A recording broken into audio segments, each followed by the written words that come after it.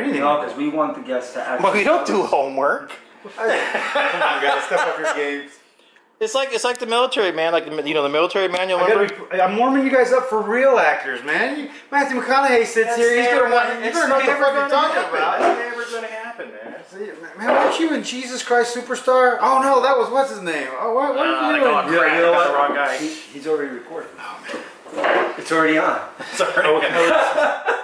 Now I'm nervous. No, it's okay. Wait, let me do my homework. Yeah, you know, and I don't need this phone on, so let me mute it. Yeah, Hello. my phone's off. There's nobody important. Welcome to Losers Talking to Losers. Where's the hair and makeup girls? No, not yet. Well, I'm Reed Charles. I'm Luis Almeida. And today we have Israel. Izzy Bocanegra. Now this is interesting. I want. Okay, I'm looking at your. Hey. No. No. It's when I did. Where is he? Did I tell you? Israel Bocanegra. Okay, yeah, no, Yeah. sorry. I want to ask about his name, not you. Cállate la boca, por favor. This is not a love connection Okay. with the Mexican Spanish. Where are you from anyway? From the Valley. That's what I thought. That's You know Spanish as well as anybody. I don't speak that janitor talk. This is not a love connection. Okay, This is here we not a go, love here we go. connection, okay?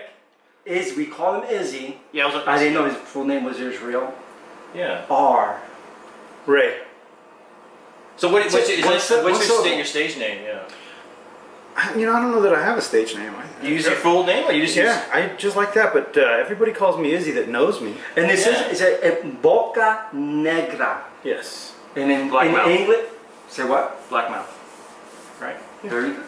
It means Look black at man. that.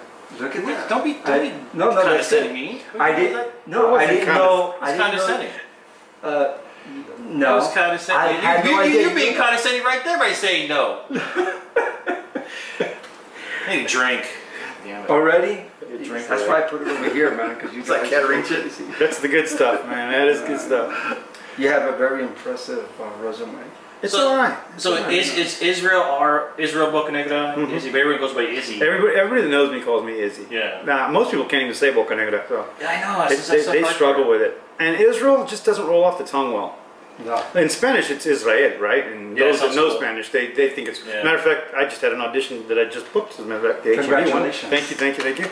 And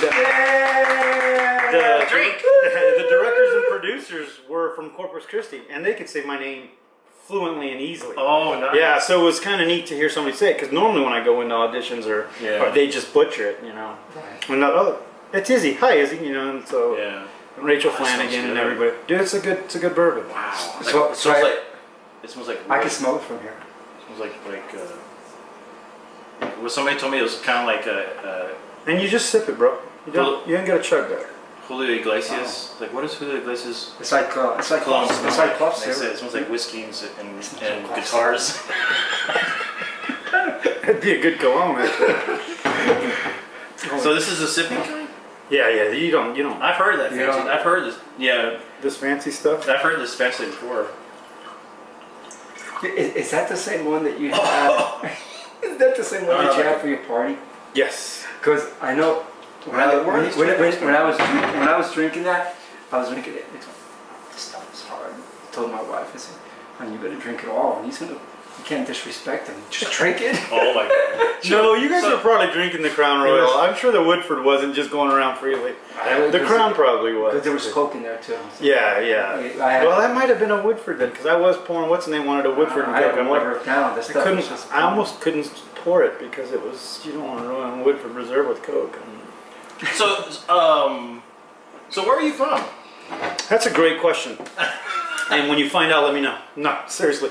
So I was a military brat. My dad was in the Air Force. Oh. I was born in Southern California, where my dad met my mom, and my mom's side of the family is from Southern California. So my dad's side of the family is South Texas, the Valley, Rio Hondo, Texas peeps. Anyway, so I was born in Riverside, California, on March Air Force Base. Holy crap! I thought you were from the Valley. Well, I went to high school down there. Yeah, okay. Yeah. But so your dad's from the Valley. My dad's from Southern California. That's right. It's funny though, because my mom's mom was born in San Benito. San Benito, which is in the Valley. Yeah. But she transplanted to Southern California. Funny story about my grandma though. Grandma, bless her heart. But she went to Mexico on vacation and accidentally had my mom. Oh, damn. So no, it was a hassle for my mom because my mom was born in Mexico and not the United States. Yeah. So even back. But my grandma was born in the United States. Still a so citizen. the paperwork, yeah, but the paperwork has been a nightmare my mom's entire life. She's got dual citizenship. The paperwork wasn't right because my mom wasn't even born in a hospital in Mexico. She was born in like this. Oh wow. I don't know, place where there was no documentation. So she has her cake and eat it too. Yeah, but it's not easy. It's a pain when you want to go do something or apply for something or go somewhere, or even to get a passport. How does that work? If your parents are American citizens, it doesn't matter where you're born. You're American citizen. That's what I understand. That's what I understand. And I understand that's fairly new though. That's like only 34 years old. That's not. Wow. So it's not. Oh, I thought it was. Yeah. When did this happen? Yeah, exactly. I'm not sure when that happened. So it was kind of crazy, but my dad's side of the family, they've been in Texas since before Texas was Texas. Yeah, my mom's side too. Yeah. They've been here forever. So being born in California, did you travel around a lot when your dad was in the military? What branch? No, he was in the Air Force, and I pretty much stayed in Southern California. I did come to Texas like my 3rd grade year, maybe 4th grade year. I lived with my grandmother on my dad's side. Went back to California, and then when my dad was stationed in Florida, I got to spend my 7th grade year in Fort Walton Beach, Florida. Hurlburt Field was the, it's Fort Walton, it's Eglin Air Force Base, but Hurlburt Field. It was Air Force your father was in? Yes. And then I later joined the Navy, which was pretty And by the way, I'm going to interrupt here. Thank you for serving the No, country. it's It's awesome. Truly my honor. No. How come you never shake my hand? Yes, he's a vet. Shake my hand. Because I know what How can you don't honor me, huh? How come not? I honor you all the time. Hey, you're looking good, by the way. Stop saying And for those of you who don't know, we met on the set of the Alamo. Yeah, that's right. 13 years ago. Yep. We're gonna get to that topic soon. We'll get there, but Okay. that was 13 years ago. Okay. Yeah, we were all a little skinnier too. Well, no, this is. I was probably the same. Wow, 13 years. Yeah, it was That's 13 years ago. So That was my first movie, actually. yeah. We're wait, jumping. wait, We're wait. jumping. Stay on track. Stay on track. Drink. So when you Yeah. Dude, it's a sipper. You don't. oh god, this is gonna be hard. And you have to flavor it. It's just. Don't just let it go straight to the throat. Oh, Don't make faces. Woodford might be watching this video. And they're making you. excellent. I'm used to the cheap, Canadian Northern Lights. I'm used to that crap. See, that's beautiful. I should put an ice Got a cube. little caramel to it. You can definitely taste the oak. Oh, Yeah, it tastes great great. bourbon. Wow, Yeah, So don't let it go straight to the throat. You gotta let it stay on your palate for a Okay, bit. I'm not used to that. You used to just water down Just crap. take it down, the whole bottle. You know what? We didn't see if this hat is a problem or not a problem. What is it? UT? No. I mean, is it blocking too much shadow? Hello. No, it looks okay. I can't tell. Yeah. Keep an eye on this because when it shuts down. I got a timer on it, so just keep an eye on There you it. go. Do a shutdown. So yeah. So I was born in Southern California. That's awesome. Like I said, I traveled a bit, not a lot. I did graduate high school though in the Rio Grande Valley at Rio Hondo, class of 80s. Yeah. So that was a great experience though. So after It's kind of weird though because I showed up in 501 jeans and Vans, way ahead of everyone else. Well, yeah, because they hadn't really got to Texas yet, and Oh, wow. I didn't get along with a lot of people at first. The girls liked me because I was different, but Yeah. the guys didn't care for it too much. Most of them. Oh, they were intimidated. Nah, I wouldn't say they were intimidated. I was a scrawny little guy in high school. Yeah, but you were Girls like all the guys liked from you. out of town. It's girls. Yeah. Yeah, we won't get into that topic. No. Yeah, we're liable to. Yeah. So when you were in the Valley, after you graduated high school, where'd you go? I went to Angelo State, San Angelo, Oh, Texas. okay. Yeah. So most of my friends graduating high school went to Texas A&I Kingsville back when it was Texas A&I Kingsville, and I didn't want to go to school where all my friends went to school. So I thought, well, and my dad was living in San Antonio at the time. He was retiring out of the Air Force. And I thought, well, I'll go to UTSA because it was a brand new school. I mean, it just opened like the year before or something like that. And I went there and there was 3 or 4 buildings and a lot of construction. And I went and I registered there. And then I got a letter from Angelo State, and the card looked cool. I said, you know, I'm going to go up and visit. That's where I went to school. Wow. Went to Angelo. It was just such a pretty campus. It was a great experience. I loved Angelo State. Pretty much ran out of money. Met the girl there that I would then marry a year and a half later after I joined the Navy. I joined the Navy. Funny story, and some of you might enjoy this. I thought I tested well because when I did my first ASVAB test, remember that was mandatory back in the day? You had to take it. Well, I knew I was going to college, so I didn't even read the questions. I was just making little designs, right? Yeah, I wasn't going to join the military. I was going to college. I knew what I was doing.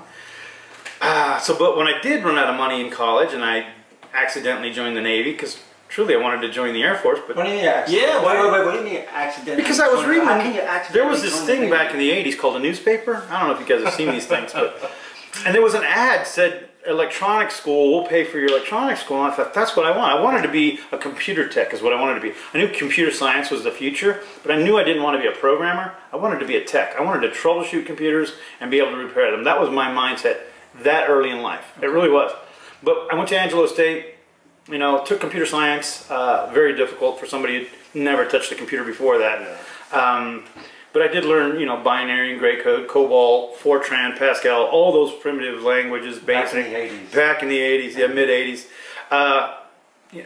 And I'd never been around that many pretty girls either, so that was kind of, not that we didn't have, we had a lot of pretty girls at Rio Hondo, we really did, but we had a ton of them at Angelo State, and so there was a lot of distractions, and it was kind of hard to stay focused on something that was so difficult like computer science. And I never ever thought of theater arts. I didn't do that in high school. In high school I was So you were, that's what I was going to ask. I'm trying to find, where is that spark? Yeah, the bridge there doesn't happen for many years. Okay, yeah, we're getting there. So yeah, so Stop saying what's ahead. Just let it happen, okay? So yeah, no. That's why I brought this. Stop it. Like, stop it. Stop it. So yeah, no. But the closest thing to theater arts I did in high school was the chess club.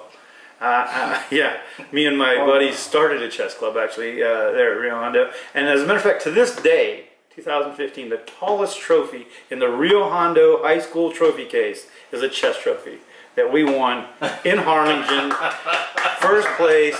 Still proud of that. That's awesome. It is awesome. But so then I went off to college, like I said, blah blah blah. Ran out of money. My then girlfriend, whatever. When I decided to join the Navy, she just kind of wanted to go too, and not go back to college, which probably was a mistake on her part. Joined the Navy, and funny story. So I take this small little test just prior to going to the MEP station, and I turn it in, and the guy goes, "Oh, yeah, you don't need to retest it. You're good enough." So my assumption there was that I had got the avionics or electronics school that I'd signed up for. That was the whole reason I got there. So I get to boot camp, and I'm finished 5th in my company. Right, a company has 80 people in it, and in those 80, of those 80 people, 15 don't make it through. They get sent back. You know, they get recycled, and then you get people from other companies that get recycled to you because they didn't make it with their company. But out of the 80, I finished 5th academically on academic average.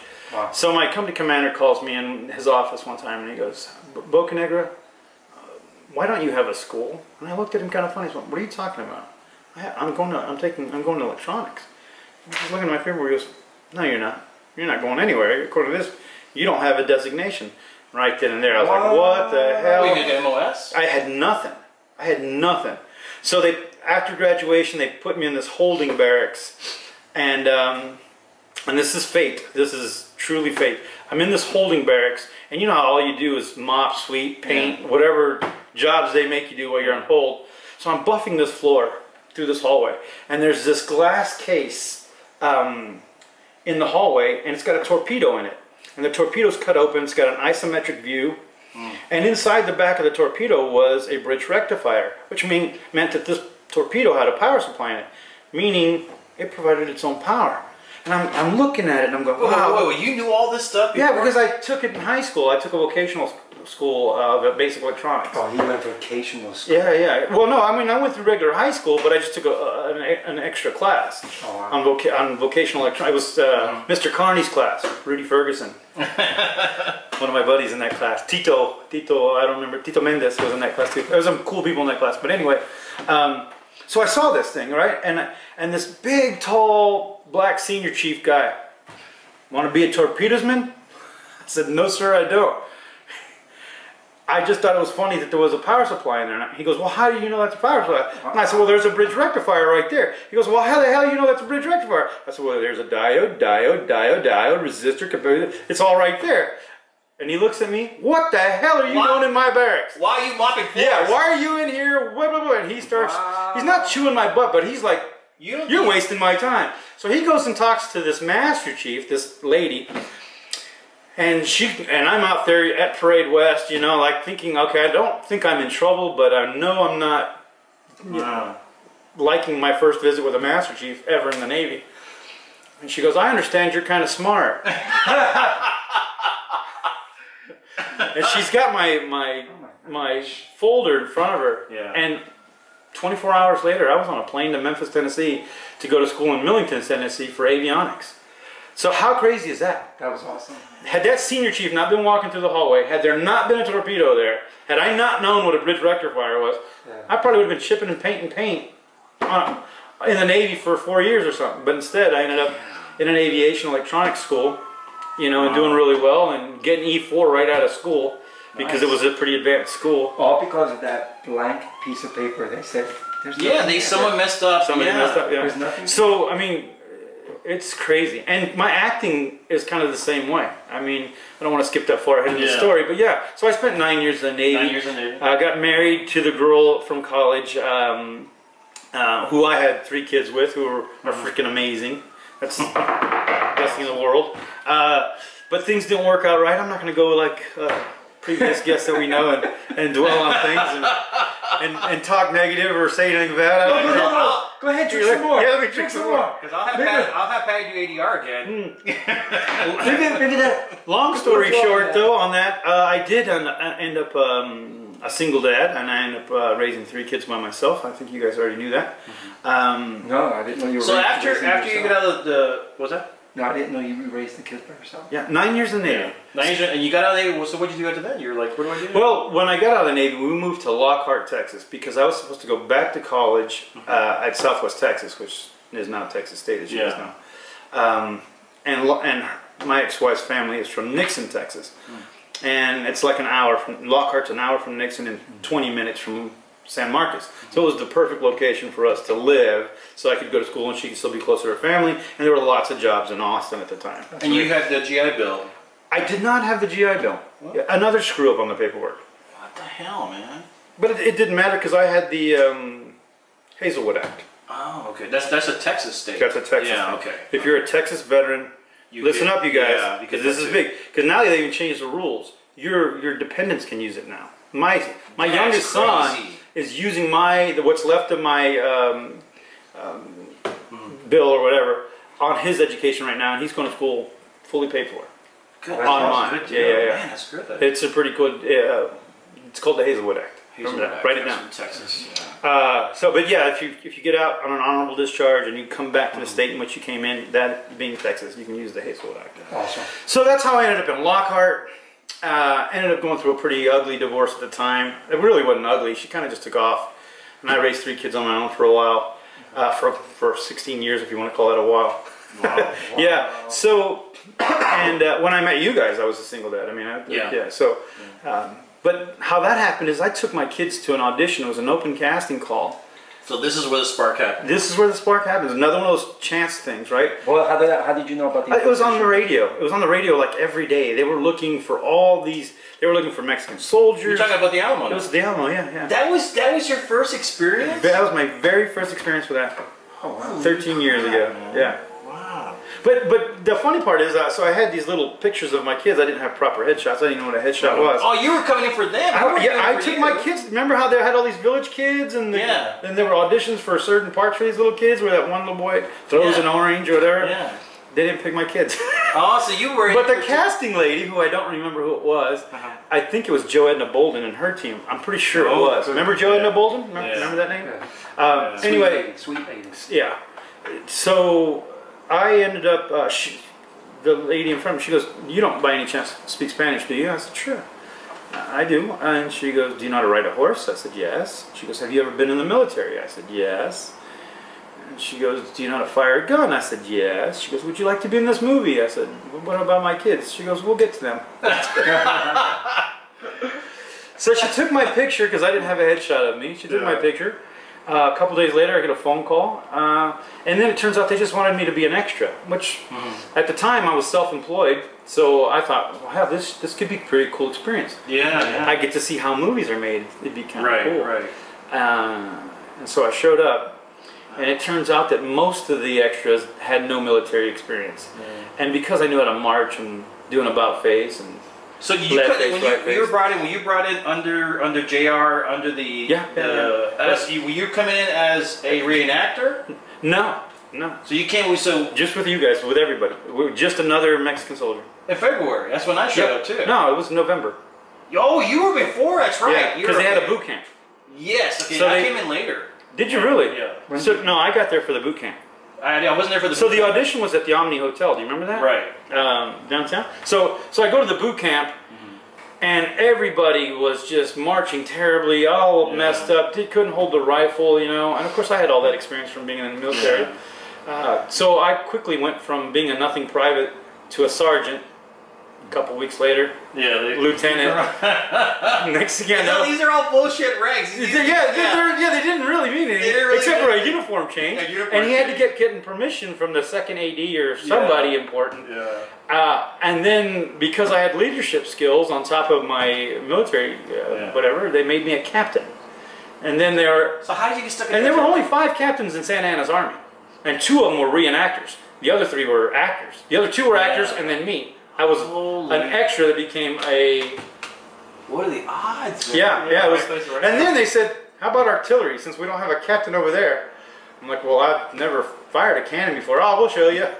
And that's where I met you guys, when we started firing cannons. I think they're asking me, when they're asking, I was like, "Yeah, military." I also a forward observer. What's that? It was airborne, artillery, and that's what got... So that's why they put me in artillery too, because I was artillery. Or I was at FOFR, I called it in. Yeah, because we took the Christmas break, which lasted almost midway through January, and then I came in February. The first week in February. Yeah, that's when I came in. Yeah, and that's where it all began. Yeah, that's crazy. And it's funny because in the movie, I don't know if a lot of the viewers know this, but there was enough footage of that movie to where it could have been a miniseries like Lonesome Dove. I mean, it could have been 7 days worth of... Remember the Indian tribe that came? That was totally cut out. Yeah, there was a bunch of that movie cut out. It was huge. There were entire scenes. The whole burning of the Gonzales, that's a whole they showed a little bit of it in the movie, but the whole scene, gone. Yeah, and that was a week's worth of filming. So Disney made them cut it to this little short thing that ended up not being that great. It was filmed from early winter all the way through summer. The next summer. I was on set for 6 months. And I finally was killed over in Bastrop at the Battle of San Jacinto. I remember. Yeah. That was and maybe the hardest thing I've ever done, not the hardest, but pretty close as far as acting, is lying on the ground playing dead for that long. Because there's an ant. It's recording. Boom. And a 5, 4, 3. There's no preparation. So so the Alamo, where I met you guys, and like I said, I ended up getting promoted to captain, just randomly by the reenactors. Yeah. That's who kept promoting me through this 2.5 week boot camp, which was raining and marching through the mud. Some people just couldn't handle it. There were 200 soldiers, and by the end there was maybe 100. I think we lost half the people. It was interesting. So got to spend 6 months on that set. Got to meet some really cool people. 13 years and we're still friends. Yeah, exactly.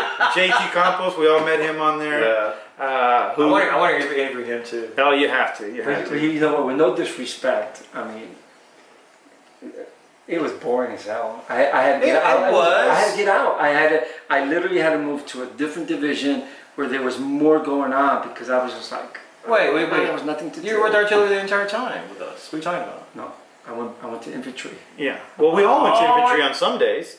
No, I never did. I actually find No, I remember them making me a captain of infantry, giving me. Oh, that's right. Yeah. Yes. They changed my. There was just I was still with artillery. I'm good there. I'm sitting right there. No, I'm where the guns at. I needed to move around.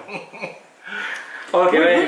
Anyway, we didn't get a whole lot of camera time, but we did. It was fun. But you could hear me throughout the movie. I mean, cargan sus cañones, cañón número uno, cargan su cañón. It was fun. That was pretty cool. Fuego. Yeah. That was it, and then yeah. So that was kind of cool. Great experience. After that, I took my first acting classes with a lady named C.K. McFarlane. Yeah. I don't know if you guys know C.K. She's amazing. Great coach. She recommended that I get an agent. She talked to Acclaim. Jeffrey Nightbird was running it then, and Lupe Valdez was. Well, he hadn't joined it yet. I don't know. He had just joined it. One of the two. But anyway, so they signed me. I didn't even have to do a monologue. Jeffrey was just happy that I spoke Spanish. Asked me if I was fluent. You know, he speaks a little Spanish himself, so he kind of tested me, and I was fine. And I went to my very first television commercial audition in San Antonio after my agent, very first week there, says, Izzy, we got your first audition. Go down to San Antonio. Go to Maverick Studios and see Brenda. I knew you were going to say Brenda. Brenda, what was her last name back then? Because she just got married. Congratulations. Matter of fact, she's on here. There's her cheat sheet. Zabreznes or what? I don't remember. Anyway, so and I booked it. I booked my very first commercial. I could not. I thought it can't be this easy. How do you just go to your first audition ever in your life and book a commercial? And it was a public service announcement in Spanish to make sure kids run and play and stay healthy. It was a soccer game of some type, which is funny because I just booked another commercial doing pretty much the same thing. Again? Awesome. Yeah, jeez. I'm a coach again for a soccer game. Again? For Brenda, again, 13 years later. Brenda? Yeah, this one I just booked, but it's for HEB, it's for a grocery store rather than a public service announcement. So yeah, and I kept taking Full circle, 13 years later, it's kind of funny. So I took some classes with CK, I took several classes, and one of them has to do with the interactor, and it's basically, first you take the nuts and bolts. You have to learn to slate. For those of you just getting into acting, take a class. I can't tell you how important it is. They teach you how to be a professional. They teach you how to slate. They teach you the little things, and it's really important because you can immediately tell the people who are winging it from the people who aren't, and the professionalism stands out. So I highly recommend everybody take classes. Awesome. So C.K. McFarlane had this one class that made you reach down inside yourself and find emotions and how to use those emotions when needed when doing a role. And me being the engineer that I am, because out of the Navy, I mean, I still use my electronics. You know, I've been in cellular, fiber optics, RF engineering, systems engineering. That's where my real. I mean, I don't know if you guys know this, but I'm not a full-time actor. Although I full-time study and full-time participate. Awesome.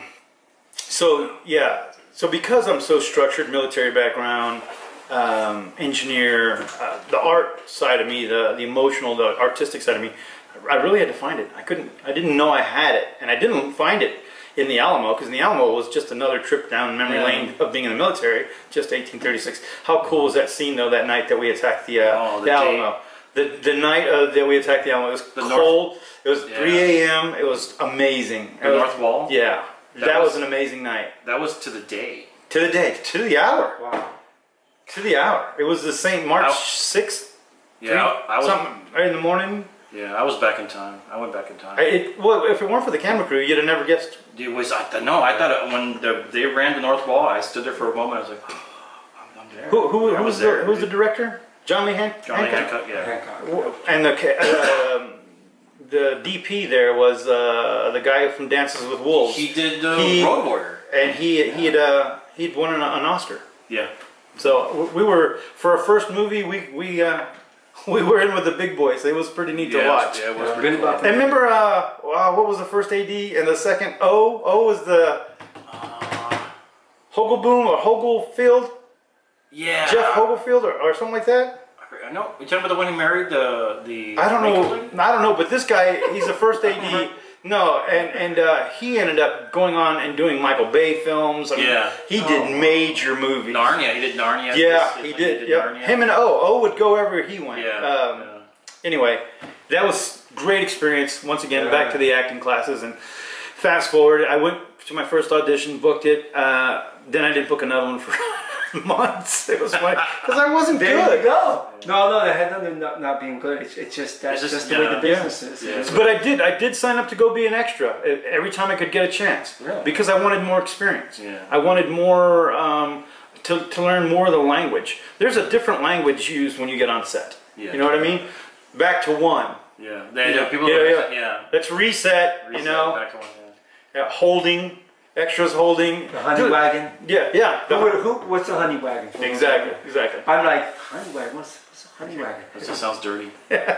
So after the Alamo, how many films and how many commercials did you do for the past couple minutes? That was 13 years ago. Yeah. So how long did you go? How many commercials did you do? From then till now. Oh man, probably 20 or so. Oh man, that's great. Dude, I booked 2 SAG Nationals within a month of each other. What? Yeah. So when you did okay, I want to talk about was it Planet Kill? No. Planet Terror. Planet Terror. Well, let's go in order. Go in order. Because I did an HBO pilot. Remember Ugly Betty? Who's the star of that? Yeah. Amelia something or whatever. America. That's her name. I know that was her name. Anyway. It isn't, yeah. So I did an HBO pilot with her called 5:15 an Hour. It's a Richard Linklater film, right? I don't know how I got cast for it. I auditioned. I thought I sucked. I booked it. I'm like, wow, this is cool. and the character's name was Guy with Hot Chick. I didn't even get a name. Yeah. So I show up on set. It was like a 5:30 call time, 5:30 p.m. call time. Nice. So I got to go after my regular day of work, and I show up to the set, and one of the producers goes, "Who's this guy?" And the hair and makeup lady goes, "This is the guy with Hot Chick." And she goes, "No, he's too good looking to be this character." And then I was like, "Oh crap! I just got upgraded. Either that or." Removed out of the scene. Sometimes if you are too good looking, they don't want you in the scene. They don't want you in the scene because you stand out too much. Yeah, and that was back when I had hair, by the way. For those of you who didn't, I had hair back then. And I was a slightly thinner and physique. Okay, pause. During the Alamo, remember Robert Fagg? Yeah. Okay, did you hear what the song he made up on you? No. Did he record it? No, I'll get the gate. The song he made up. He's a funny guy. And he went back to L.A. Yeah, he's doing stuff. And that's his real name, by the way, Robert Fagg. We're not F-A-G-G. Yeah, we're not. He's a good guy. So he started making up a song on the tune of Jenny from the Block. I'm still Jenny from the Block. You know that's what I'm talking about. Okay. So the lines were to that tune was I'm still Izzy from the Block. Used to have a lot, now I have a little. Now I have a bald spot in the middle. And that was the song he wrote. It's true. It's true. I had hair, but I was getting really thin up here.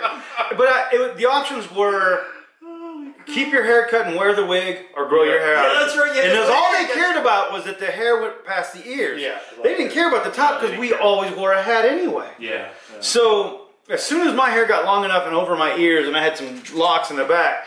I remember the day when the hair lady said I didn't have to wear a wig anymore. I was like, oh yeah, because that wig sucked, man. Yeah, God, those wigs sucked. Yeah. That's what Robert started making that song about. Next time I see him, I'm gonna kick him in the nuts. But anyway, he's hilarious, man. That's funny. Yeah, he was on a few episodes of CSI or something like that. What? Yeah, but not as a lead, but as an extra. You could see him in the background all the time. He was a professional extra, which is kind of what this show's about. Yeah, well, yeah. But we're not just professional actors. We started out as professional actors. We do have talent. We do.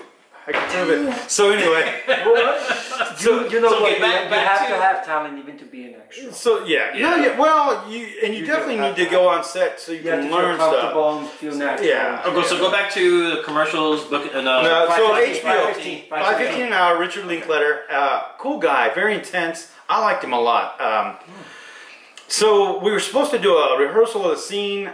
They put me in an ugly shirt, you know, made me kind of goofy looking, so I wasn't. I was less attractive, whatever. I'm like, whatever. But nobody saw me anyway. Because do you know why I was the guy with the hot chick? Because the girl doing the scene with me was like one of them Colombian supermodels. Whoa. Straight out of Venezuela or something, you know, out of Univision Out or of Dreams. Telemundo, you know? She's a one straight of out those Dreams. girls. Well, so, and sure enough, she walks in the room, the whole place goes quiet. I mean, whoa. Oh. And not only is she dressed to the nines, but, so we're doing the scene, he goes, let's get a rehearsal on this, and they put us in the booth, and we're flirting with each other and whatever, and he goes, you know what, that's good, that's perfect, let's put that in the can. I was like, wait, whoa, no, we need to do this at least 20 times. You wanted more time with I wanted way more time with it. That's funny. Oh, it was hilarious. And remember Flavio, the redheaded general from the Alamo? Yeah. Flavio. Flavio. You guys remember? Here. The shorter guy, he had bright red hair. He was one of the generals Yeah. that was, they kept messing up the lines with, Yeah. who played Crockett? Billy Bob Thornton. Yeah. So anyway, Flavio, I'm in Fido's like a month after I shoot this Richard Linklater thing, and I'm with all my buddies from work, and in walks this goddess, the same girl I did the scene with, and I saw her, and she goes, "Hey, Israel," and she goes and she hugs me and kisses me all over, Oh my. and my buddies are like, "Shut the fuck up! How do you know this girl? There's no way." no way you And know then her. she was in there with Flavio, and I'm like, "Flavio, from the Alamo." We hugged. I hadn't seen him since the Alamo. Yeah. Wow. Anyway, so it was pretty funny. My buddies were all like, "I'm joining acting. I'm joining acting." There's no way you know girls that good looking. I'm like, whatever, dude. Impossible. So anyway, and then I ended up booking a few commercials and going to acting classes, sticking with it. Yeah. I ended up being an extra on a couple other movies. One of them, which not very popular, the Wendell Baker Story. You guys remember that? Oh God, there's some horror stories about that. Yeah, but I did get to meet. Oh wait, we gotta be careful. Yeah, I did meet Eva Mendes, and she was beautiful. Sweatshirt, Yeah, jeans, really no makeup. Just and she ate with everybody natural. Really? Stunning girl. Oh my God. She wasn't uppity, she was nice. Not uppity. Damn. She was super nice. Nice. I'll tell you who wasn't that nice was the guys that were producing and making the movie and starring in it. The Owen brothers. Yeah, They were, yeah. But mind you, they were under a lot of stress.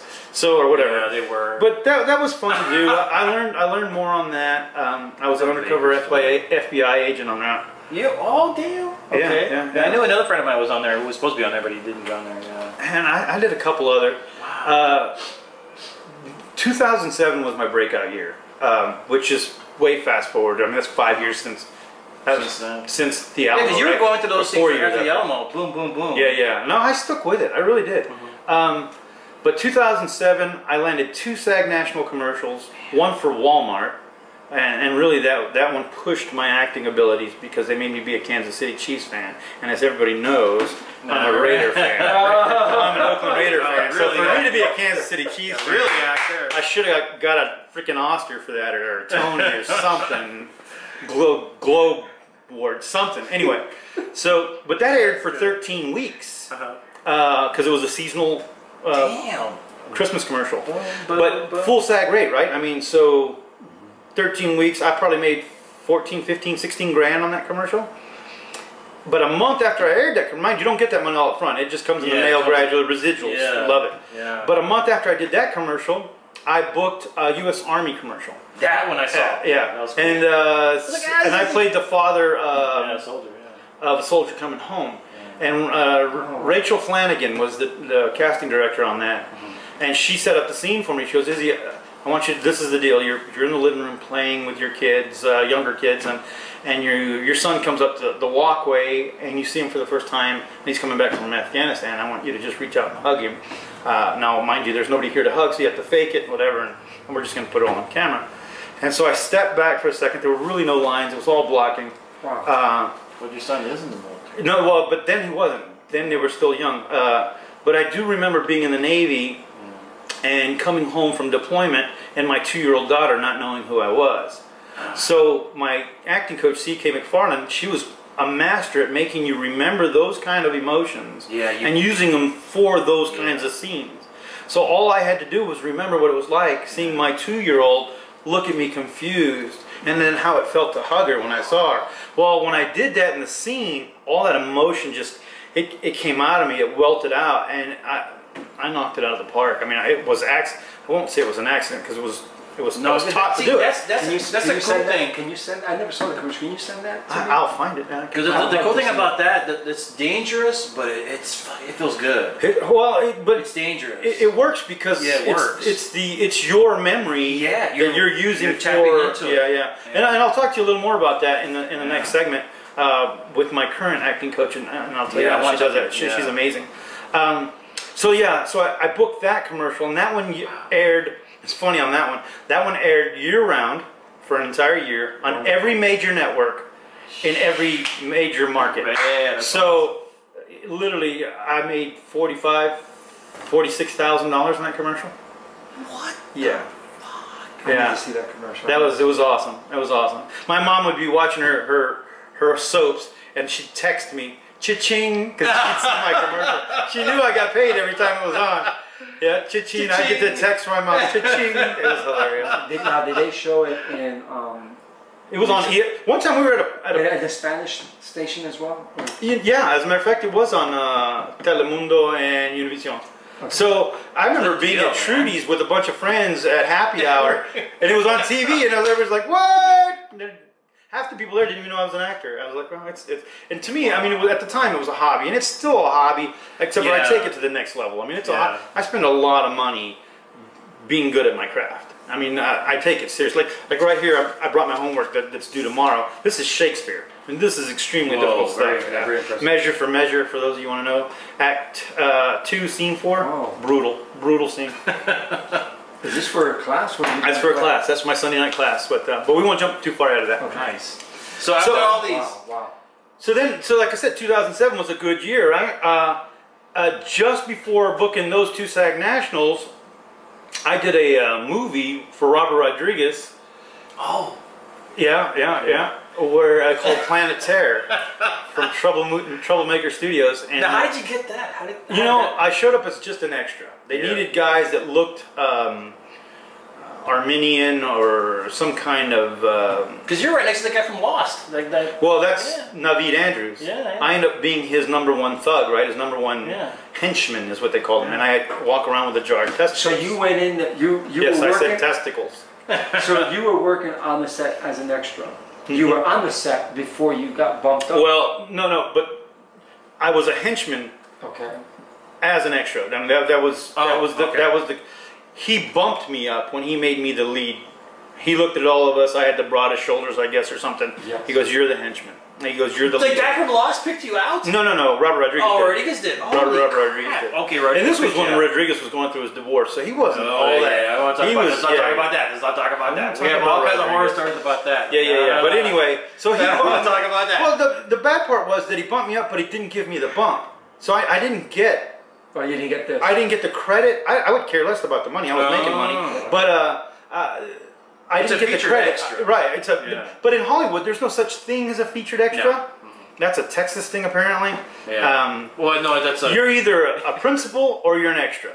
And now there are background people, and they're essentially extras, and there's extras who are in front of the camera, and then there's background people. But this was a featured extra, which in Hollywood that would have been a bump.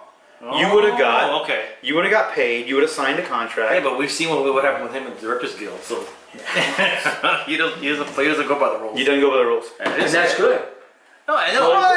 It's good because it's admirable. It's admirable. He can make movies cheaper. As an artist, you go against the grain sometimes. Yeah, exactly. Yeah, but we would like the credit for that work. Yeah. Yes. You know, I mean, and I did a stellar job in the part. I don't know if you guys saw the movie. Did you? Hold the bar. Well, but he said, look, I want you to look stoic yet fierce, like you've done this 100 times. So I received direction from a director. Wow.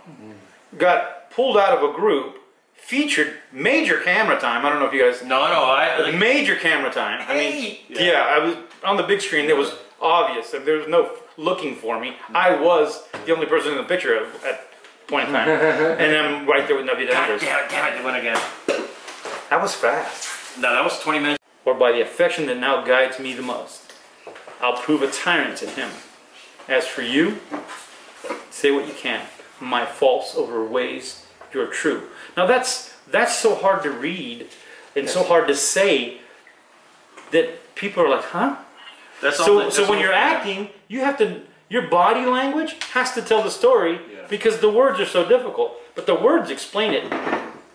They're Old English, man. It's very difficult. Can you do an accent? Well, you know what? Sometimes you have to. I can do a Russian accent with a Russian. I can speak Russian with a French accent. How's that? No. But sometimes you gotta sometimes you just gotta read it and trying to like simplify it in basic English. Yeah, you have to translate it so you can understand it and then deliver the proper lines. Yeah. Makes this the hardest class I've had.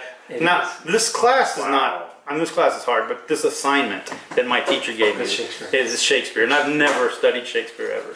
But anyway, I digress. What were we talking about? The jar of balls. The jar of testicles from the planet Terra. My claim to fame. Oh. So that's how you got the part. That's how I got the part. But like I said, I didn't get upgraded. Yeah. So I didn't get the IMDb credit for it. Oh, man. Yeah. Okay. And that's where I think Mr. Robert Rodriguez really screws some of these featured extras. And he did it again recently to us. He doesn't care about that, yeah. Well, I mean, the guy's saving a buck. I don't blame him. You know, it's a business. It's business. But we just finished. Not just, but we did season 1 of From Dusk Till Dawn, the television show, and I played a consigliere, an 800-year-old vampire. That's right. Yeah, I'm in this nice suit, and there's 8 of us. When was this done? I personally last year. Last year. I like the show. I like it. It's pretty good, actually. No, actually, you have to pay attention. It's gory, it's bloody, which you don't mind that stuff. I enjoy it. No, I don't mind it. Usually. Did you like the movie? With Quentin Tarantino and George? Yes. Well, this is basically the same. I did. Almost to the T.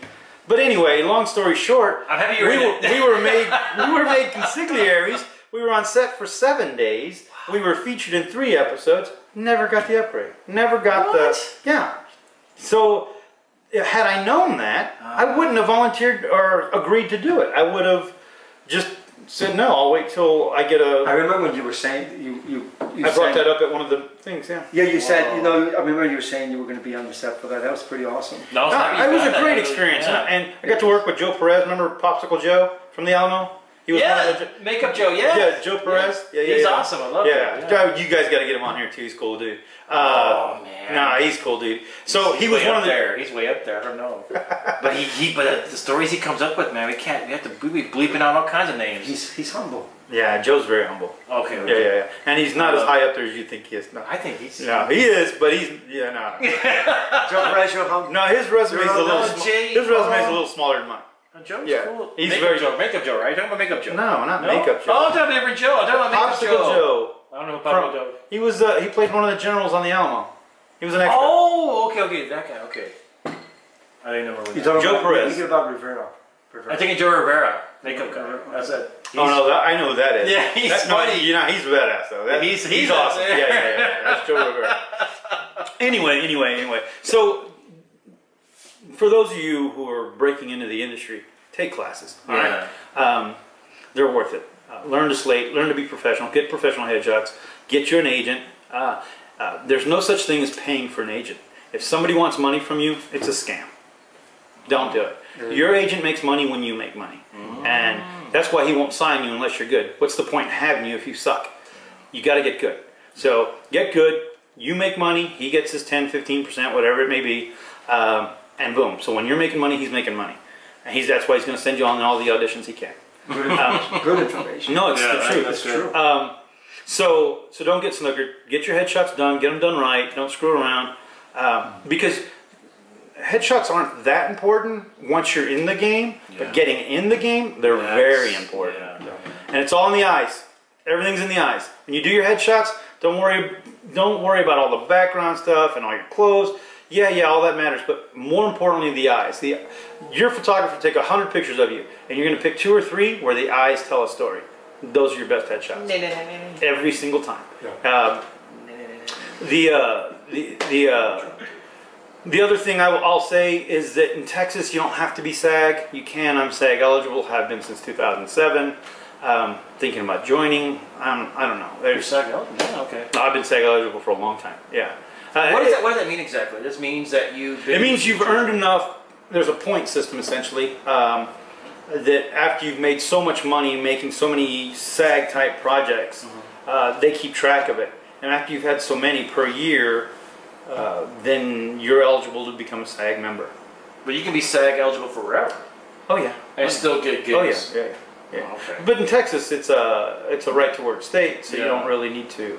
But it depends on who comes into Texas and films. They're going to want what they want. The reason they come to Texas is so they don't have to play by the rules. Just like we were just talking. Just like Rodriguez. Just shh. Well, no, no, you agree. Okay, just don't want you to burn a bridge, brother.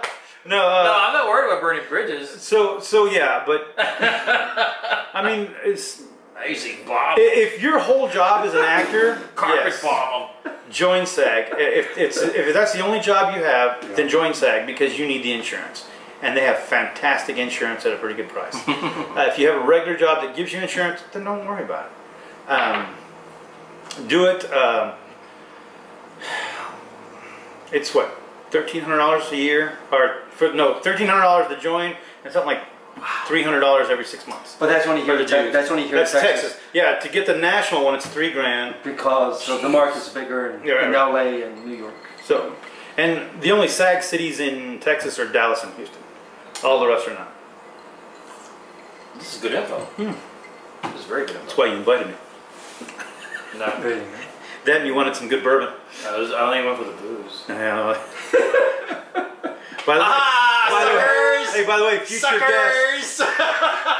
guest, you have to bring your own drink. That way, because if not, you gotta support my habit. If not, he just brings you Fireball, and unless you want to drink Fireball, where is either Mad Dog or whatever you bring, buddy. It's Mad Dog. So bring your own tequila my brain is. Where do we find this guy? There's too much knowledge. You gotta support my habit. I gotta support my habit. So anyway, it's too much knowledge. There's too much knowledge. Slow down. It's too much knowledge. I gotta tell you this Breaking Bad story though. Don't forget about that. I gotta tell you this Breaking Bad story. So I get an audition up in Dallas for Breaking Bad, and I mean it's a cattle call. Everybody and their mothers trying to get this part. So the part is that I was reading for is the cop, Dean. Dean Norris, who plays the cop.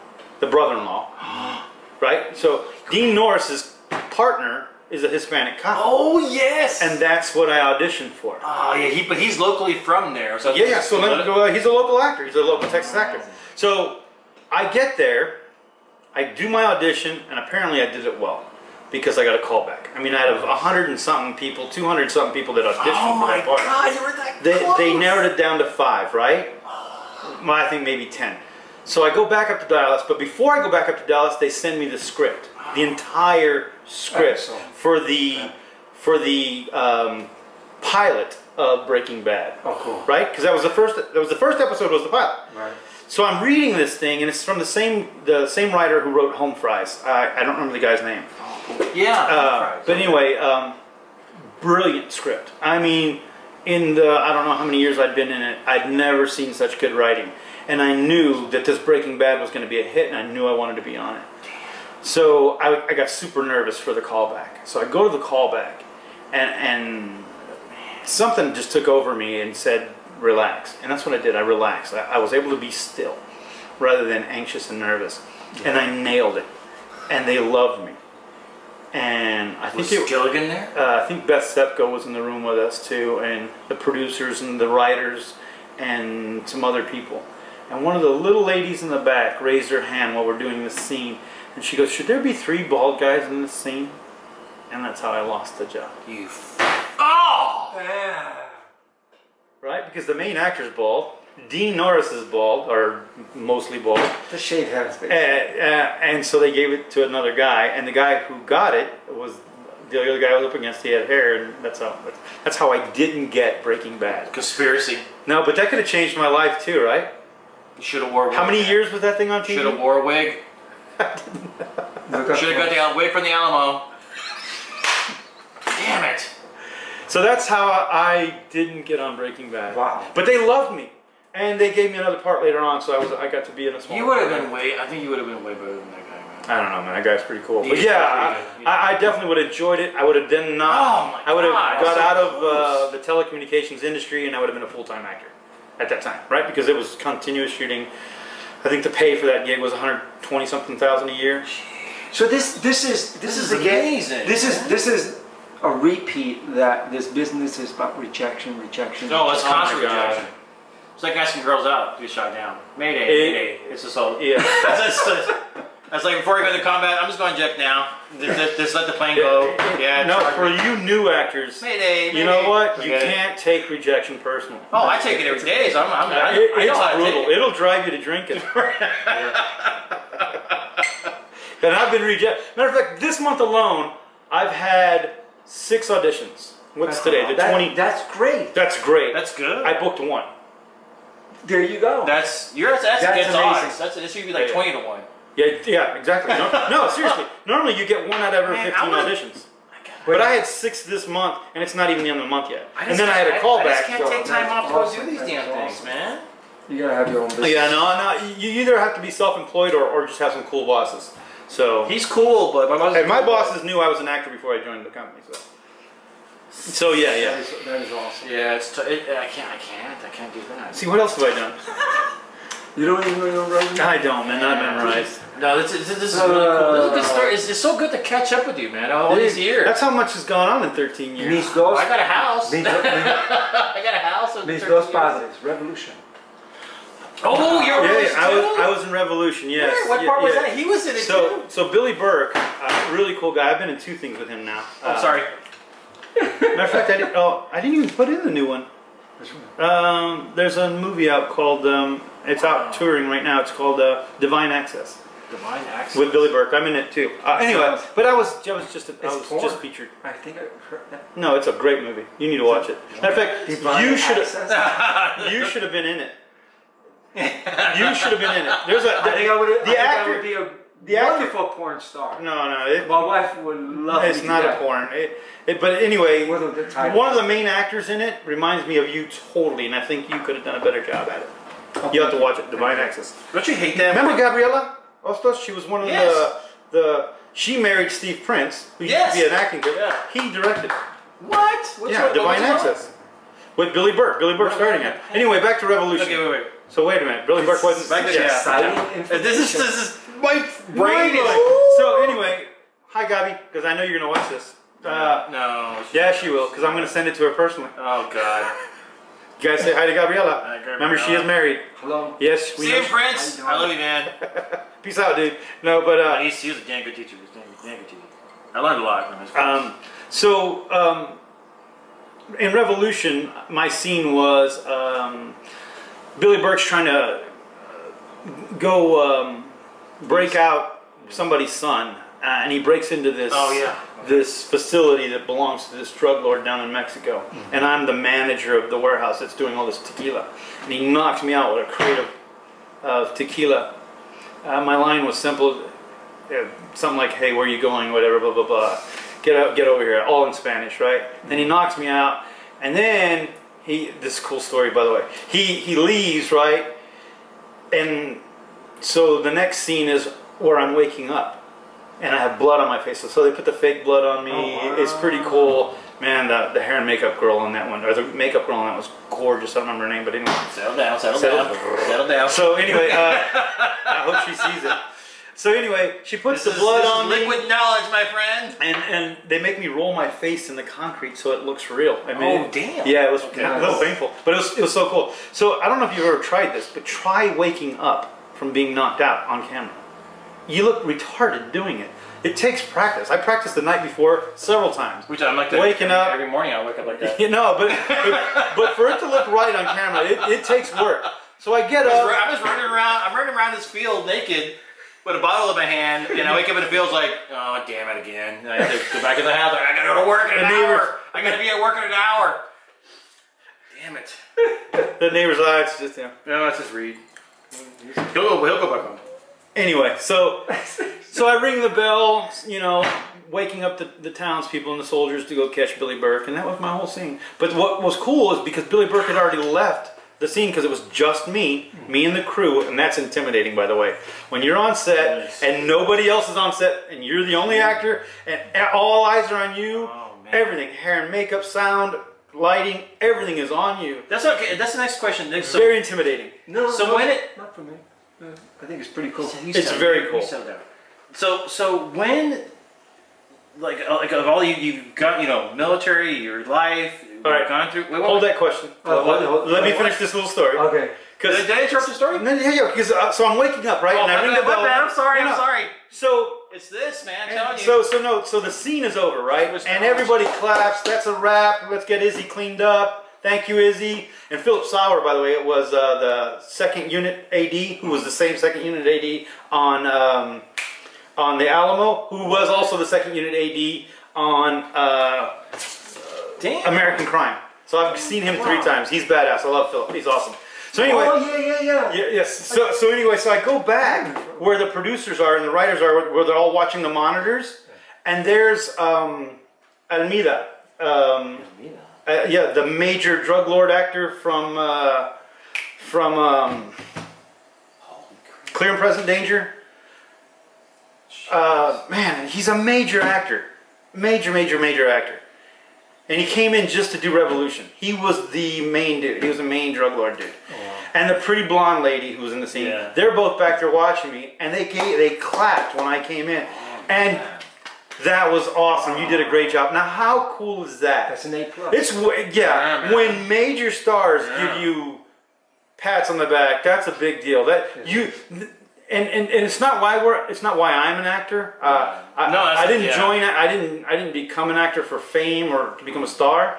I did it because it's really therapeutic. Like I said, I'm an engineer. I'm military structured. So when I do this, it takes me out of my comfort zone. Takes me out of my box, and it's really cool. It's a privilege. To be recognized by professionals like that, dude, that's a big deal. It's recording. In time. I don't know how that works. Oh man. How was your cancer stick? I only did half a cancer stick because there's too much knowledge, man. Wow. Okay, so where were we last? This is some good stuff. I remember. I don't remember either. Oh shit. We're screwed. No, so go back to where. Do playback. No, we're not doing that. Actually, and it doesn't matter. I was just giving advice to people who are trying to get in the industry. Good advice. And we were talking some notes, and we were talking about how featured extras here don't get the credit they deserve. And there's two trains of thought on that. I mean, you're either a artist that does it for the love of the art, or you do it because you love the art, but you like to make money. Yeah. I mean, because it's hard to do anything and lose money all the time. That's the other thing about doing auditions, right? Sometimes, man, at the end of the month, you're broke, whatever. You have to decide whether you're going on that audition or saving that money for gas for the rest of the week to go. And we all know, we've all been there. We've all been that broke. Right. And there's a reason they call them starving artists. I'm fortunate that I'm an engineer, and right now I'm in international vendor management. I do well,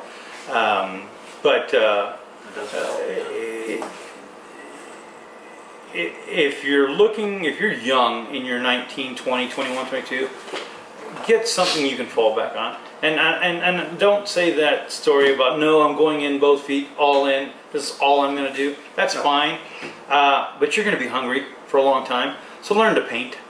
Learn to be a plumber. Learn to do some kind of that on the weekends you can make a couple $100. It'll just make your life easier.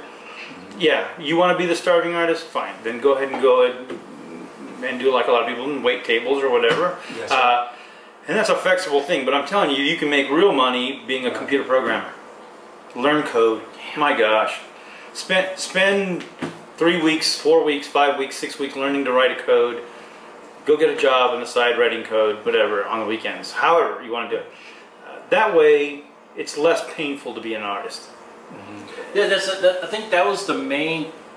That was the thing too for me. It was like getting a house or doing. I said, I'm gonna get a house, And that's what I ended up doing. Gotta have a roof, dude. Yeah. So like what I'm painting here is. Well, this is a studio. You're talking about your house. Pretty much. Over in Lake Travis, right? Overlooking the lake. Yeah, we're looking at the lake of grass.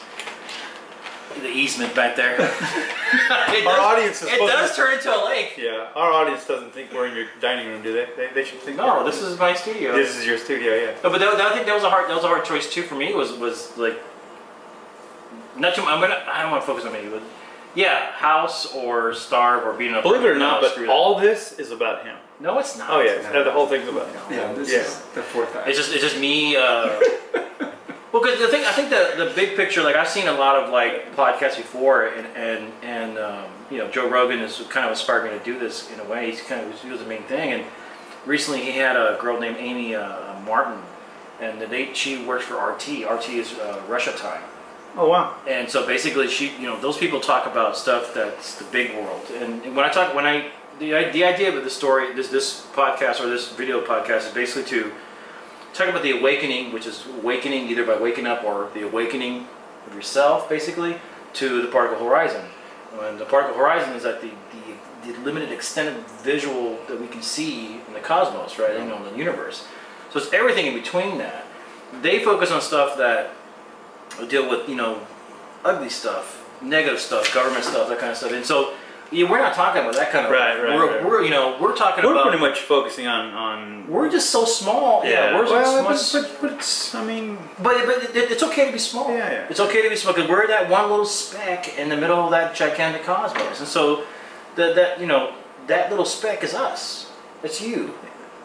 And it's not fear about that little speck, and that's what you are. No more bourbon for him. Yeah, there's too much knowledge, man. Yeah, you know what? Okay, sorry. This is good information, Ray. But that's the whole reason why I'm doing this, because I'm like hearing stories. Sharing. Yes. Sharing is a big deal. Yeah, because you're giving knowledge. There's some people here that are just watching this just to because you're their friend or because they know me or because they know him, and they're enjoying it. But then there's people we don't know that are watching this that are actually might be learning something or gathering something, and they can share with somebody else. So here's something to share. American Crime. Tell us about that one. Oh. So, of all the directors I've ever worked with, John Ridley, by far the best director ever. Sweet. Most directors will try to paint a picture. They'll say, this is what I need, this is the colors I need, this is the framing, but I need this, and then he starts painting this picture. He's painting. Right? John Ridley's, this is the picture, help me paint it. He lets everyone get involved. He's genius. I hope he watches this one day because the guy is awesome. And I didn't even really work with him. I had another director working with me and she was awesome too. But the whole thing, the whole vibe was the best experience I've had. How did you get that one? I just went to here's a funny story too. I went to an audition for a garage mechanic interviewing somebody for a job, right? One of the main actors is looking for a job, and I played. So you went to that audition? I was. So I took No, come on. I took a shop towel, put it in my back pocket, and so when I did my scene, I brought it out and I cleaned my hand, put the towel back, and I shook the kid's hand. I gave him my line, right? And they were super impressed. They really liked it. Because it's real. That's right. So because I created a memory. And then that's the class you're talking about. That's the class I'm telling you about. And we'll get there in a second. So anyway, in this audition, I'm done with they like me, whatever. And I'm going to go sign out. And one of the girls comes running out. She goes, "Izzy, don't go nowhere. They want you to read for another part also." And I thought, man, that means they didn't like me or something. No, that's good stuff. Yeah. So talking to so they made me wait. They gave me the script for the other scene. It was a prison guard. Was it Spanish? Nope, English. English. As a matter of fact, my buddy David Roberts, I hope you're watching, buddy, because I love you. But he was up for that part too. It was a white guy part, right? The other part was a Hispanic part. That's what I was going to ask you. The one that was for the garage, in other words, was the Hispanic part. You were the owner of the garage and you were hiring this guy not to mess around with you. That was all Spanish. That's all Spanish, yes. You're right. Stereotypes. Yeah, I hate stereotypes. Make your next drug lord a 60-year-old lady. Just telling you. All you writers out there, use your freaking imagination. Quit stereotyping. Oh, man. Seriously, no, the writers out there need to get more creative. Yeah. I'm so sick of every drug lord looking like me or you. It's stupid. It's always Get with it. Make it a 14-year-old You know what? kid. I saw a movie last night. It was awesome. Fuzz something. I can't remember. Fail. No, it was a great movie because Back to my story. 60-year-old. Back to his story. There was a 60-year-old lady. Boom! She was blowing up people. She was Rambo. Anyway, so I waited. I read the lines. I walked back in. It's for a correctional officer scene in episode 11 or 10 of American Crime. And all I do is basically get one of the main actors out of his prison cell and escort him out. And it's simple. But I ended up, that's the role they gave me. Yeah. Awesome. And here's the funny part. They made me shave my goatee. And I hadn't had my goatee off since maybe 2000, maybe 1990 something. Wow. So my chin had not seen the sun like in 20 years. Makeup. So we took pictures, and you know what? The hair and makeup ladies were the same ones from the Alamo 13 years ago. I swear to God. Still there. Loved them. They didn't remember me. One of them thought she did, but anyway. So we shaved it off, and the first thing I did was run outside and let my chin get some sun. So it was funny, but the acting coach I have now, Carol Hickey, and I met her through taking a Stephen Bridgewater class with Jerry Grinnell. Look those names up. Google them. Jerry Grinnell, Stephen Bridgewater. Amazing. They did a lot of work with Heath Ledger and many other major actors. But anyway, what Carol makes you do, and it's a hybrid of Strasberg, Meisner, and all these other methods. She makes you develop memories of the character that you're supposed to be. So if you're a professional baseball player in this scene, you better have memories in your head of going to Little League, playing college ball, your first mini camp, you know, the girl you fell in love with while you were at mini camp. She wants you to live it in your head over and over again. Get your lines, get them off book, don't worry about your lines so much, but get that memory in your head. That way when you're delivering your lines, you're that guy, you're that baseball player, or you're that girl. And it's an amazing way to be an actor. And now I use it all the time. I basically get the script for my audition and I say, okay, I'm this in this script. And I start sitting down for an hour just thinking and creating memories of a person I don't know. But that person then becomes me. Rather than me becoming that character has now become me, living through me, going through me. Wow. And it works. And Carol Hickey's amazing at making us do that right now. And my last one was a Mallet play. I don't know if you guys know who Mallet is. David Mallet, I believe is his name. And I read the script, and it was so difficult. It was like a Joe Pesci script, where he's constantly cutting himself off, and he's hyperactive, and he's freaking out, and he's frustrated, and all these lines are coming out. And when you're reading the script, you're like, he never finished a sentence. And you're like, how can I memorize this script? Oh, wow. But like she said, the lines weren't important. His frantic frustration and craziness were important, not the lines. Get the lines close to being right. Get them close. So that made it easier. It made it so much easier to say the lines. It's like you're going. This is a scan of the apple. You're going to look to the core. You're going down. Whoa. It's not too much of this. Too much burp. I don't say, what the hell? Knowledge, man. No, but it is, and I recommend everybody take classes and drink some bourbon. Yeah, Woodford Reserve's good stuff. Woodford, if you're watching this, I love you, man. 90.4%. Made me smarter. But take classes. Take classes with various people when you find a good actor. And I'm blessed. I'm in Sunday night classes. Man, there are some amazing actors in my class. All of them. There's a guy in my class. His name's Seth. And Seth, I'm throwing props to you. He's only been in acting 2.5 years. He's from Georgia. He's one of the most incredible actors I've been around. He is so... Let me digress a bit. In order to be good at anything, acting, business, love life, anything, you have to have two very important things. Self-awareness and situational awareness. Yeah. Those two things will save your life. They'll make your life easier. Self-awareness, situational awareness. Seth has those two things. And when he gets a script and he gets a line, he's Meisner-like. he's on it. But then he does what Carol tells him to do, creates his memories, and the kid, and he's not a kid, he's in his probably late 20s, early 30s, he's just amazing. And so is there with Liz and Venus and David and Janet, all them people in my class. Audrey, go on and on and on and on. Anthony, they're all amazing actors. And when you're in a class that's that talented, wow, it makes you up your game. That's good. It does. It makes you up your game. So it's not. I've always noticed that there's not really. You know, when you see a lot of these UT, you know, student films and all that, because Caitlin, UT, Longhorns. When they're so young, they don't have an experience to. You know what I'm saying? They don't have an experience. They haven't lived life to come up with something, a script or story or anything. Yeah, you're right. But it's not until we get to like your 40s, it's like, God damn, it's too damn late to be doing stuff like that. But you're saying this class helps you create dreams and memories that aren't yours. Yeah, it's never. That's awesome. No, it's way awesome. Yeah. Because that's what you need to do. Absolutely. And you know what? Unless you want to be a professional extra for the rest of your life. Yeah. And there's nothing wrong with that. Nothing wrong with And that. we know a few people that do that. You know what I would like you to do?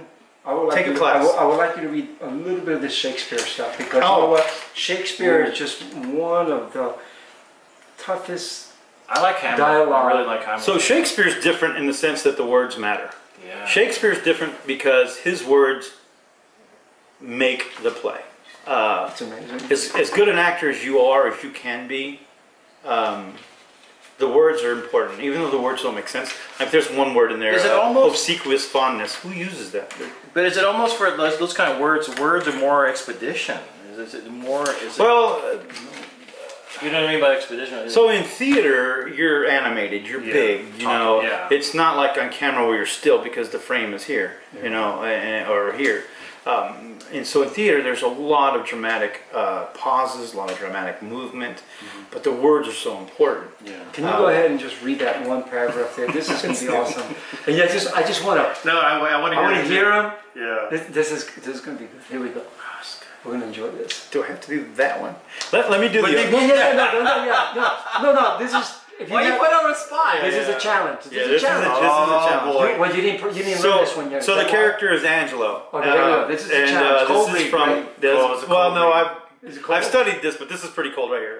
Here we go. But I should have it. This is so tough. this is Angelo and Isabella, Measure for Measure, Act 2, Scene 4. Take your time. Take your time. And Angelo is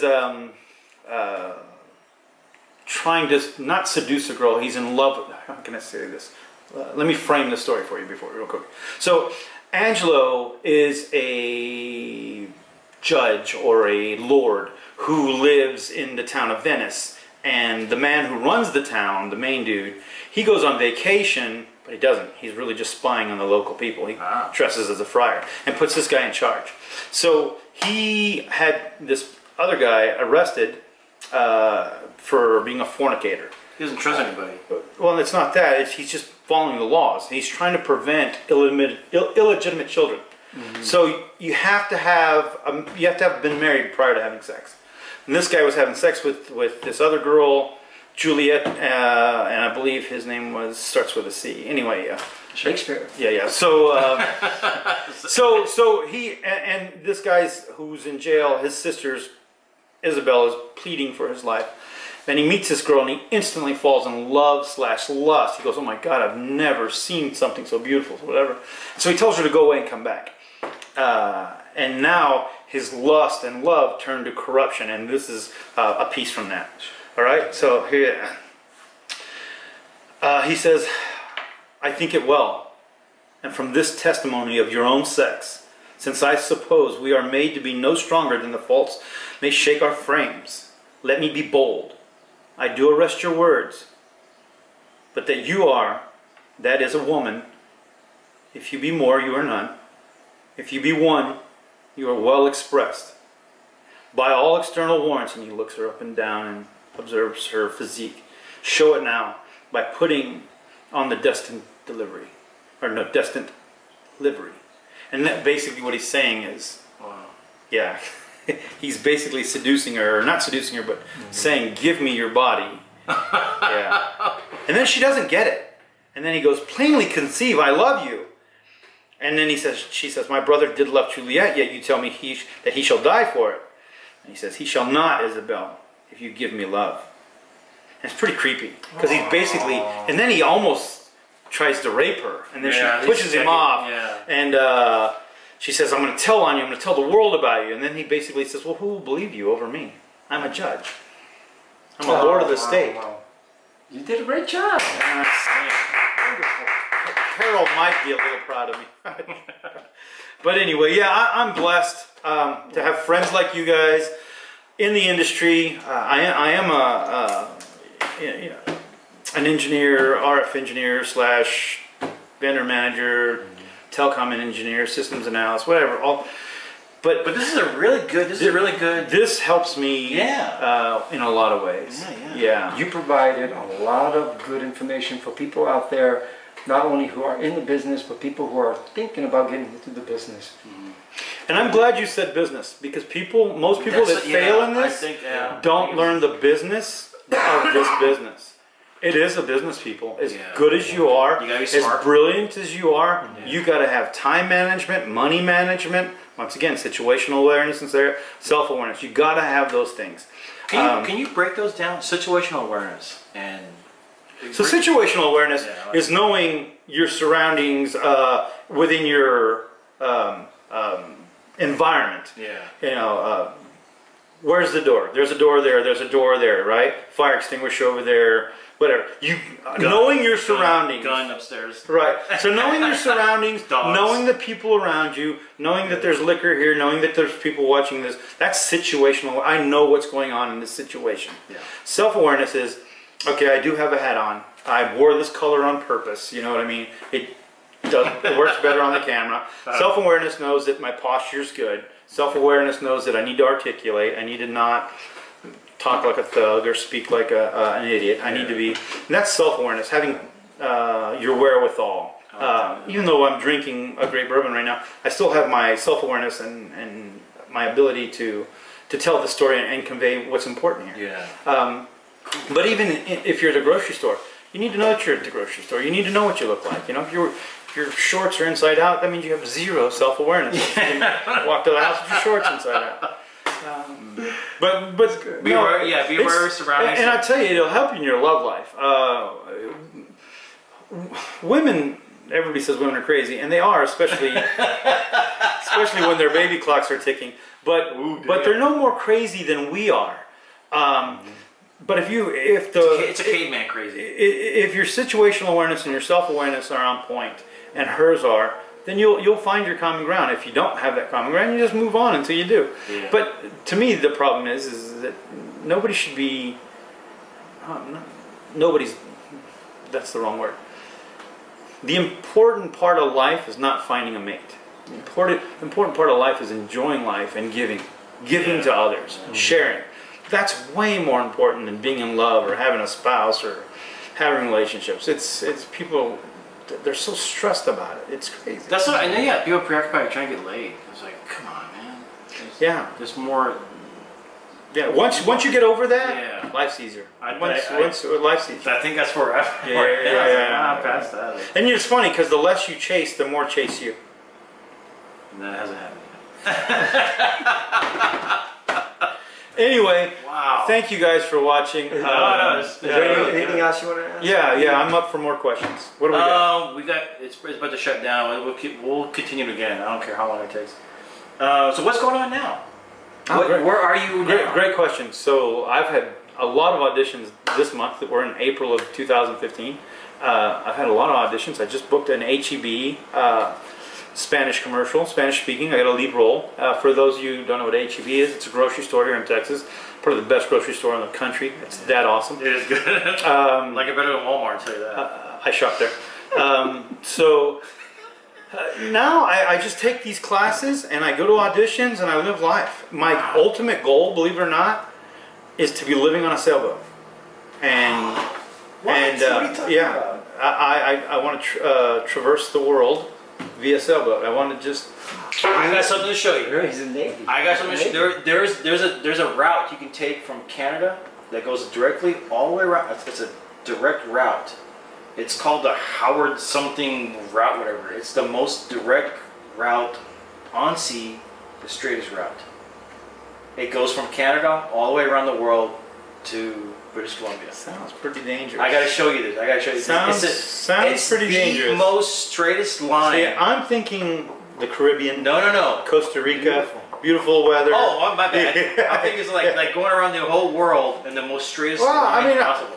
My goal isn't to go around the world. It's just to travel. Oh, that's what I was thinking. Yeah. I mean, I'll do it if I want to, but I mean, I just want my life. I've learned celestial navigation. In other words, I know most of the northern hemisphere, right? So the stars are different in the southern hemisphere. They are, yes. And so I haven't learned those quite a bit yet. I'm not an expert. But I do. I just want to sail. I want to do sailing.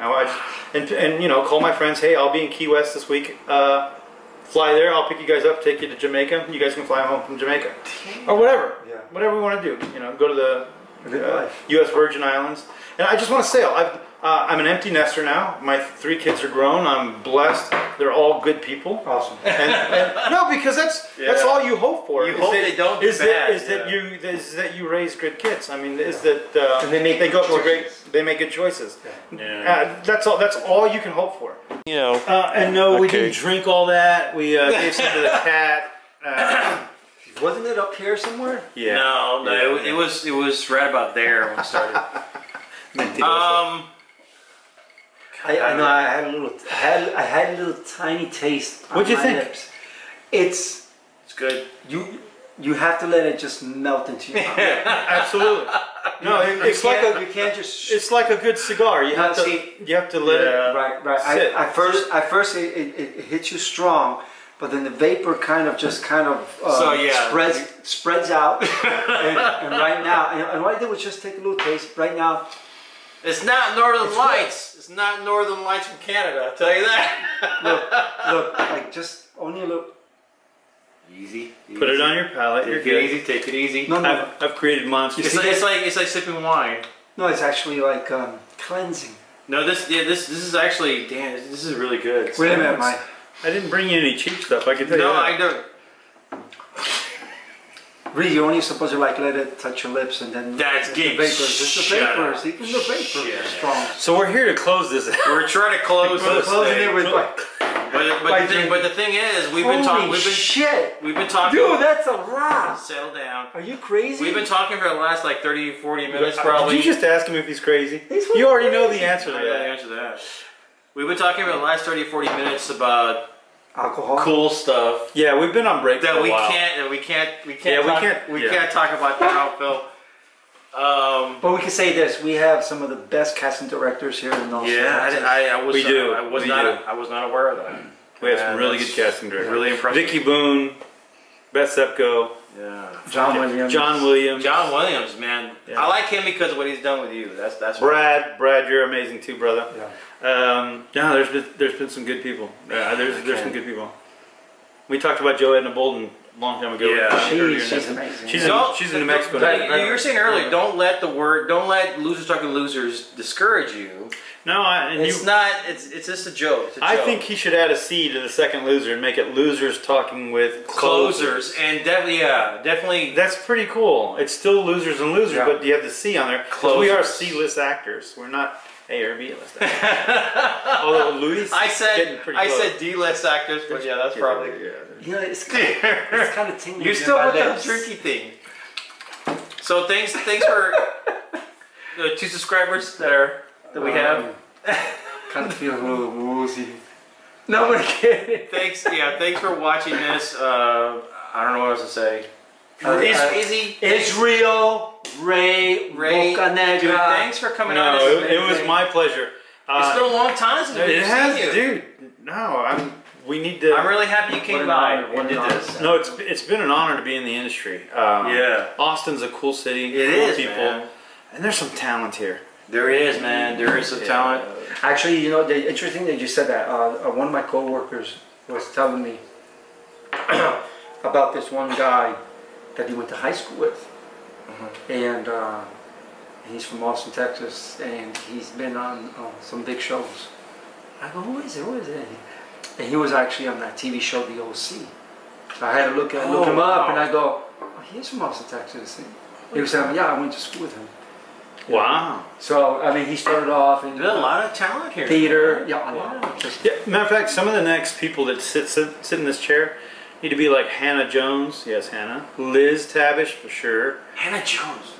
She's amazing. She's a great actress. Even the name. Yeah, name sounds familiar. Janet, you'd be hilarious in this chair. Even Carol Hickey, actually. It's not just guys only. Seth. Yeah, it's not just guys. It's not just guys getting interviewed. Why you gotta say that for? But Why you anyway, say that for? No, I was thinking everyone thinks that. How can they? This is only the second episode.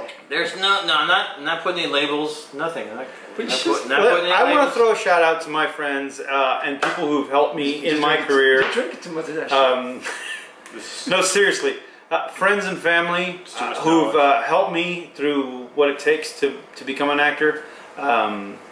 There's just been a lot of people to thank. And the reason I want to thank them is because I don't do it enough.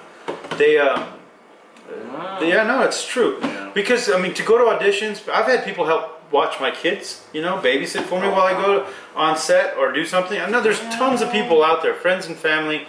That we don't want to, Yeah, so you can't forget those people because those people are important. And they believe in you. And when people believe in you, there's nothing better. I mean, you're truly. Yeah, and there's people that inspire me. And Megan Thurr, you inspire me. And my current acting coach, Carol Hickey, amazing. Love you. There's no doubt about that. And just even my agent, Acclaim, who's now run by Jason. You got any websites? I'm not going to throw out any websites. You guys have to do your homework. And I'm going to tell you something. Do your research. Yeah. If you're not willing to do the homework, don't get in it. Yeah. Period. Because you're wasting your time, you're wasting other people's time. Do the homework. Earn it. Mm-hmm.